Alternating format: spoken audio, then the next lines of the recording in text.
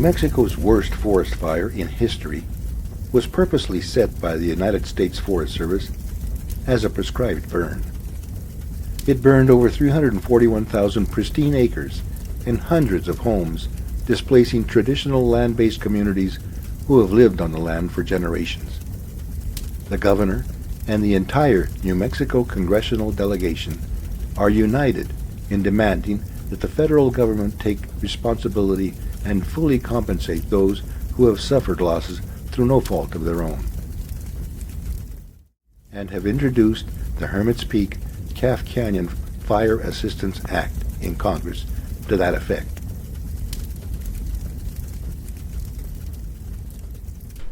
We just loved it out here, and so peaceful, and the fire started and we watched it burn. So with that, you try to go to FEMA, with the federal government, who has claimed responsibility for this, and they tell you that they will only help you to repair your home so that it's livable, and that's like the minimum, bare minimum that they will help you with, the barest. And then from there, almost all those houses all the way to Manuelitas, almost, I'd say 80% of them, all of them burned down. Oh, es una tristeza, dile. Es un desmadre y un infierno. I never expected that to happen here. See, you read about it elsewhere, you hear about it, but then one day it just happened here, you know. They're responsible for it. They admit it. Yeah. They take total responsibility, but they're not really helping us out very much, that they take full responsibility. Fire and its ally wind are unstoppable. Climate change ignored. A people intimate with the land denied. Cultural knowledge unheard. That which has sustained for generations is gone. Homeless, landless, resilience remains.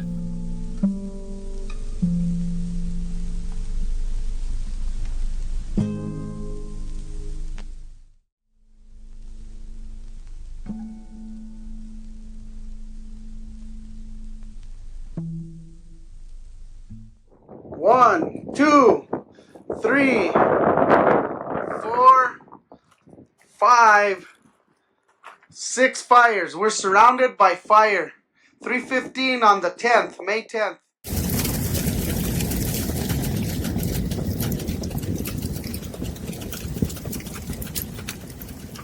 La quemazón que asaltó el Cerro del Tecolote, conocido como Hermit's Peak, en 2022, destruyó acres de bosque, de pastos, animales silvestres y mansitos y cantidades de casas y edificios. Fue el fuego más grande en la historia de Nuevo México. Centenares de habitantes abandonaron sus mercedes donde habían vivido como parciantes por generaciones. Inmediatamente después de apagarse las últimas brasas, llegaron tormentos de lluvia que provocaron aún más destrucción y dejaron el ambiente en plena ruina. Los culpables que iniciaron los incendios eran miembros del National Forest Service, profesionales que pensaban limpiar el bosque con incendios controlados. Sí, el bosque estaba bastante sucio, pero por el descuido de mucho tiempo. Pero ¿quién era el encargado de la salud del bosque durante todos los años anteriores? Era abril, que se conoce por sus vientos fuertes y de primavera. Los habitantes de la Merced les rogaron a los bomberos que no prendieran lumbres porque no había manera de controlarlas. No les hicieron caso.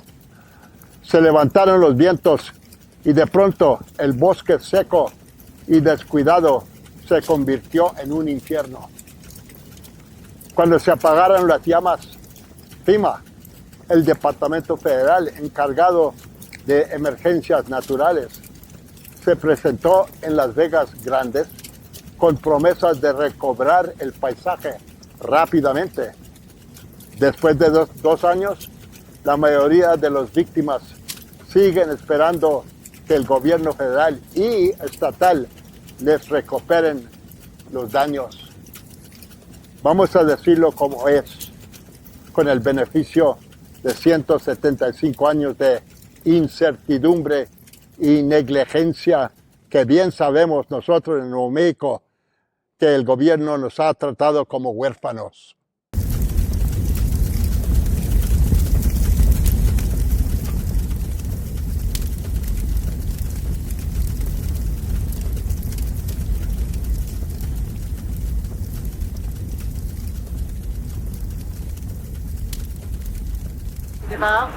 Yesterday I have a new navigator, my fourth navigator, which I struggled for 4 months to have a phone call with him.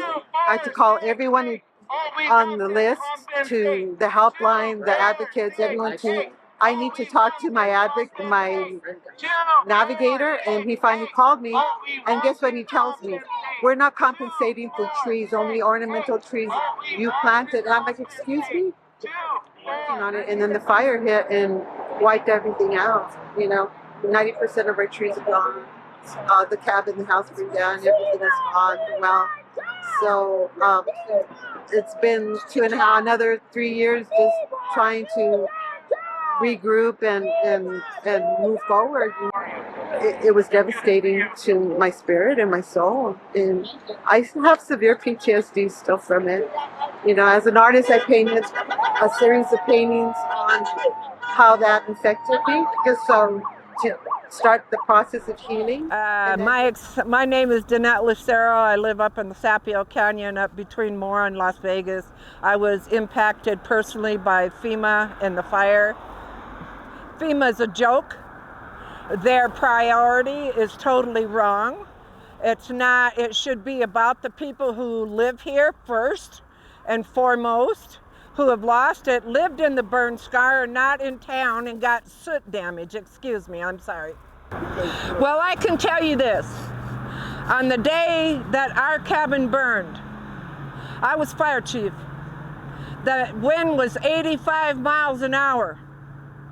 I was turning around with the fire hose from the truck, and as soon as I turned around back, the ground was dry. Now you tell me, who in their right mind is going to light a fire on that day? Amen. My name is Luis Silva, and I'm from Rociada. And my experience with FEMA is that it's terrible. They haven't paid us nothing. And my son lost everything. My grandkids are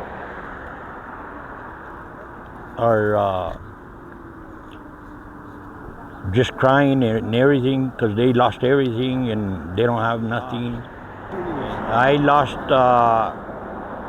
lost a trailer, a Suburban, 50 cords of wood, and all my mountain got burnt, my fields, and my fencing and everything, porque a nosotros no nos han dado nada, no nos han ayudado con nada, porque ya no lo deben, nos quemaron todo. It is time for our voice to be heard. It is time for us to no longer be ignored. There's elderly in our community. I have 2 neighbors next door.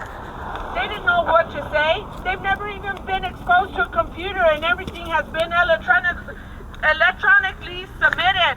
Well, how do you submit it when you don't even know the first thing about a computer or don't have internet access? Because originally the Forest Service, when it happened, and they were being transparent about the fire, what was going on, that they had started it and everything, and they were going to make people whole. And I was like, well, we're not going to need lawyers, because the Forest Service, they've already said that they're going to, compensate people. And then all of a sudden FEMA's saying, but we're only going to give you 25% of the value of your forest.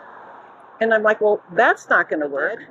But again, we have had a proof of loss ins. So we filed our loss a year ago, October, this month. And then we've had a proof of loss since April. and we still haven't seen anything. And we filed smoke damage for other, business in town and business loss. And again, they keep coming back with more and more things that they need or want. So, I mean, it's a trauma that keeps happening. They wanted pictures of our kitchen in our house before it burned, and then they wanted pictures of our kitchen after it burnt. Like, what a ridiculous thing to ask for, you know?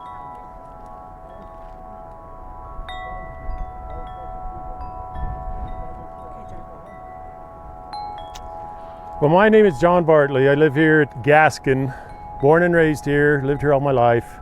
It's been in the family at least, we're probably 5th generation, so long story short, my great-grandfather bought this place from my wife's great-great-grandfather, so the heritage and history of this ranch goes way back to about 1855, and so, we've been here a long time, and of course, we got caught up in the fire.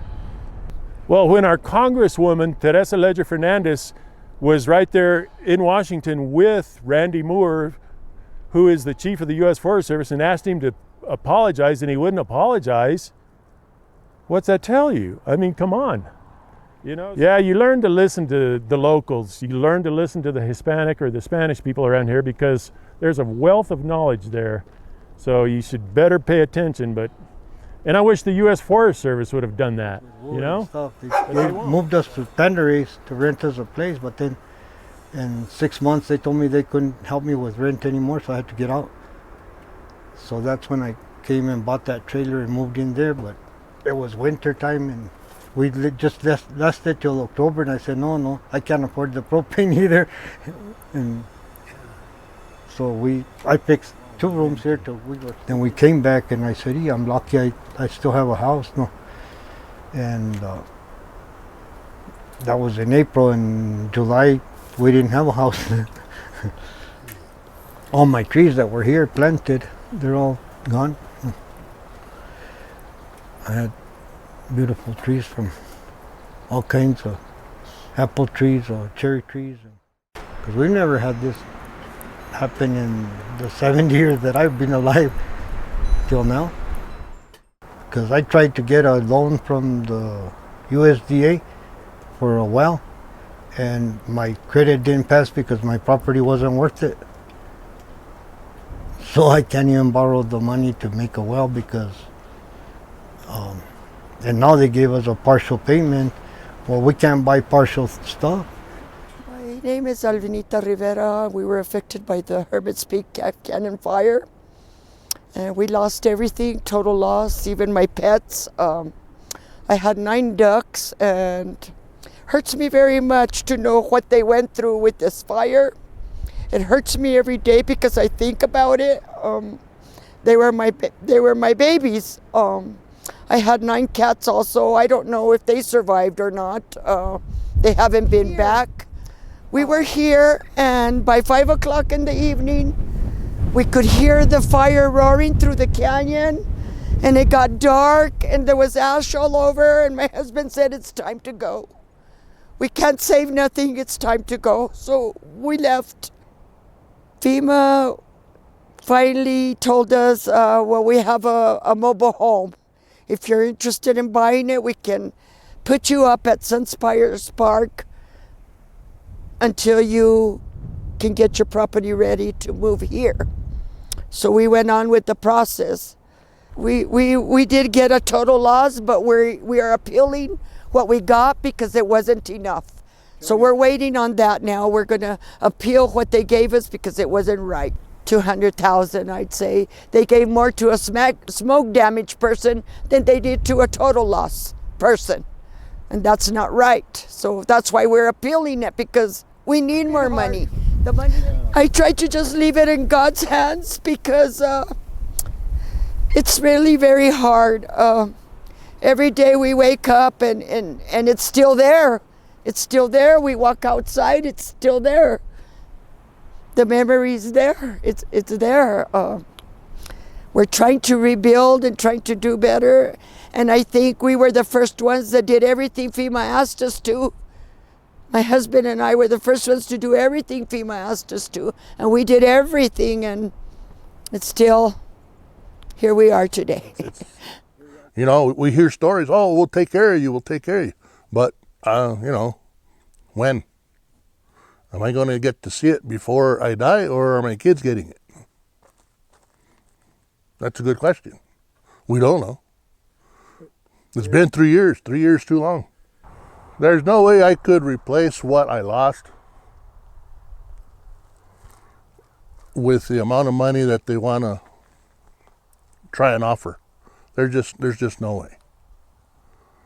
A whole 58 years worth of buying tools and gathering and the knowledge, it's basically impossible to start again, to do that. Kicks yourself in the ass that you have nothing when you had everything. It's just a hard one. It's just tough. And you have to start over. Well, once upon a time, this was going to be when I passed on to my kids. But what are they going to get? I don't know. Not an awful lot. Every year we say, no, don't prescribe burn. Not in the wind. No. Every year. Every year. Building our homes. My mom's home was up on top of the hill, and ours was down where you see the RV right there. And everything burnt, just with the wildfires. It's going to be a lot of work here. They told us that the well itself was probably going to be like 40-some thousand, and the septic tank, and then to fix up the road. But we've been doing things little by little. I used my retirement and still paying on that RV. I went to FEMA the other day and I said, can't I have the smoke damage part at least? But they haven't given us not a nickel. I don't know what happened there. When I hear, some of my neighbors have gotten their monies, and other people are building their homes and building shops and everything, right? And we really wish something would happen for a lot of us that haven't gotten anything over there. And when we got here, they had lost my paperwork. And so I went to the upper management, and they finally located it, and I had some stuff saved, because you figure that they should have all that stuff in a real safe place, but I don't know what happened. I don't know if they're forgetting about us. I don't know. But they need to remember that we suffered a lot losing our homes. I mean, we were ready for retirement and had to go back to work. Yeah, see, this was the foundation here where we had our downstairs. We used to have a wood furnace down in here, and our home was right in there. And then the other home was up there. Yeah, and the floods eroded everything here.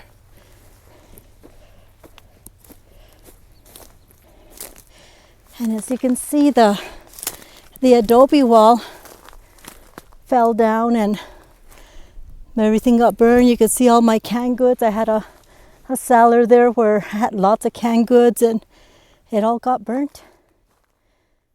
I also had like a little respite home here that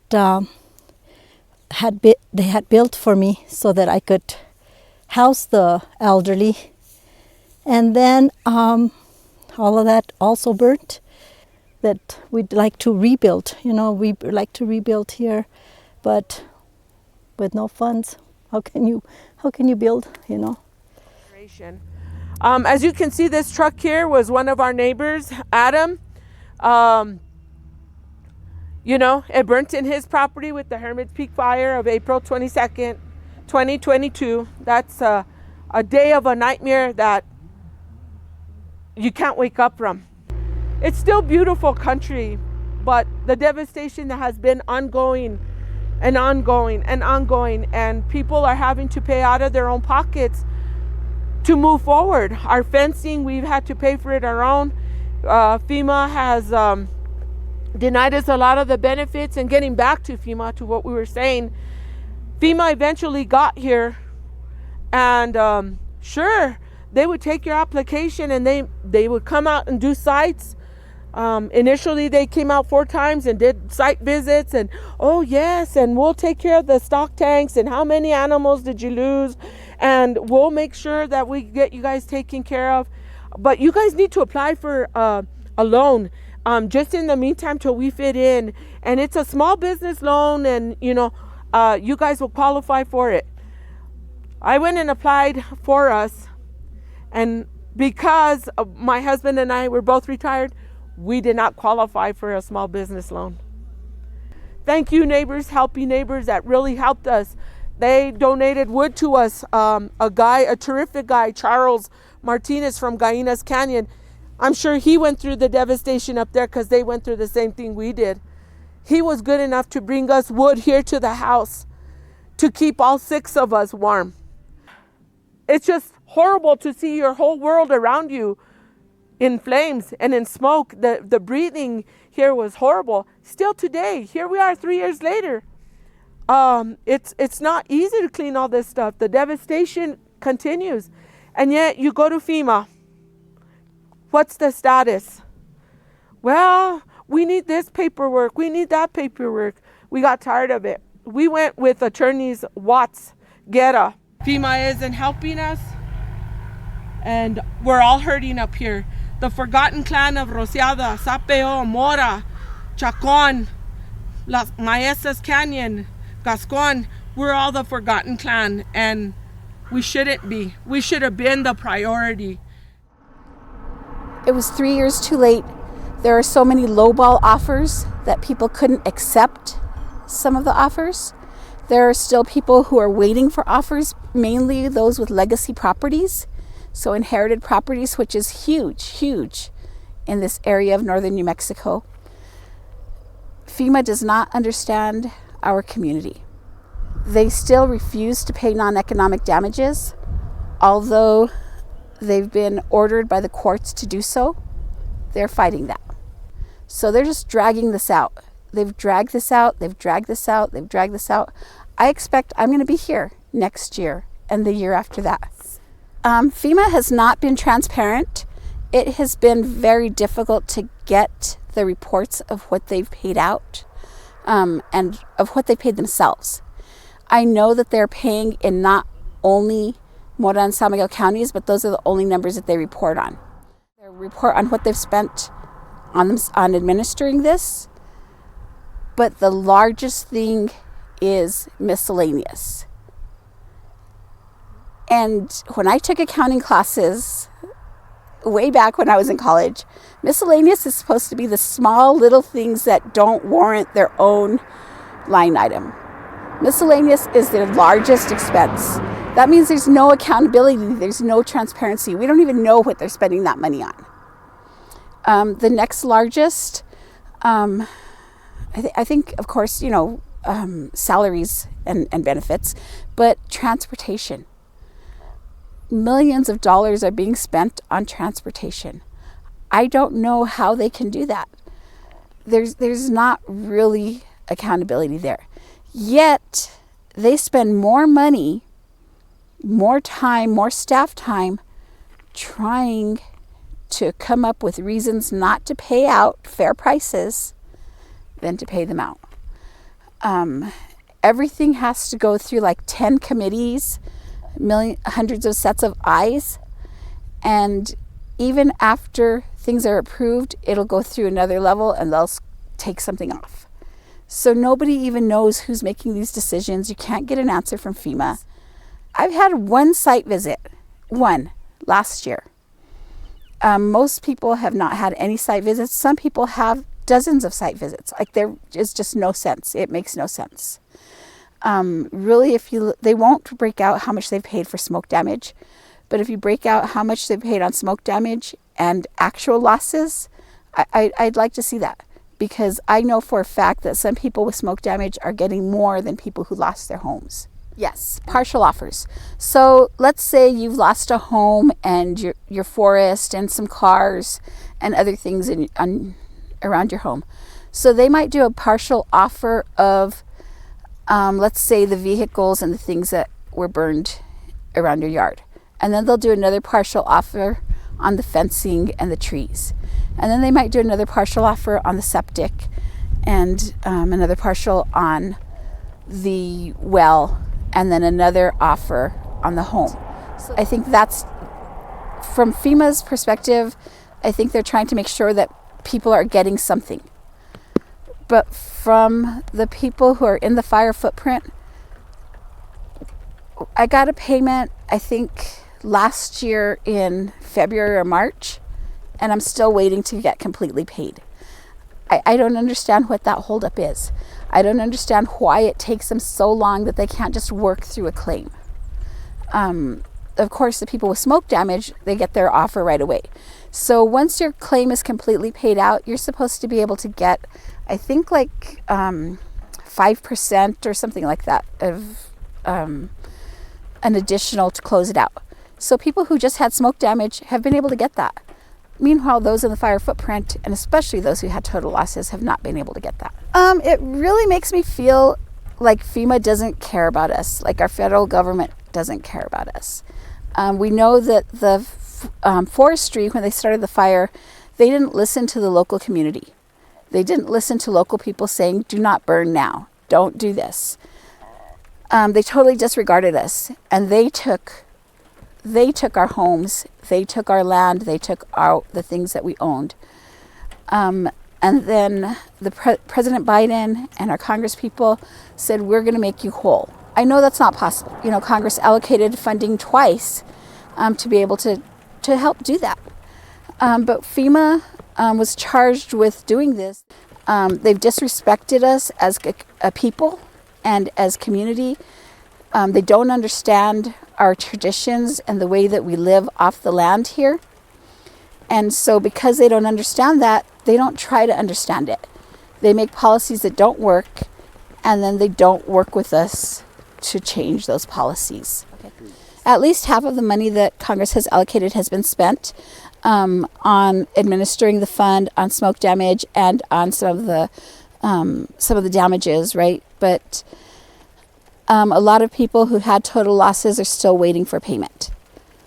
I don't have that number because FEMA is not being very transparent. I just have what people are saying in the community and on the Facebook. We've tracked some of the cases. I know that our Congress people have been tracking some of the cases. The lawyers have been tracking some. Anytime any organization is working in a community, the right thing to do is respect the community, respect the people, listen to them. They are the experts, we are the experts in our own community. FEMA, la agencia de gobierno encargada de ayudarle a la gente cuando hay desastres de ambiente, ha sido el mayor obstáculo en resolver los daños que infligen a los afectados.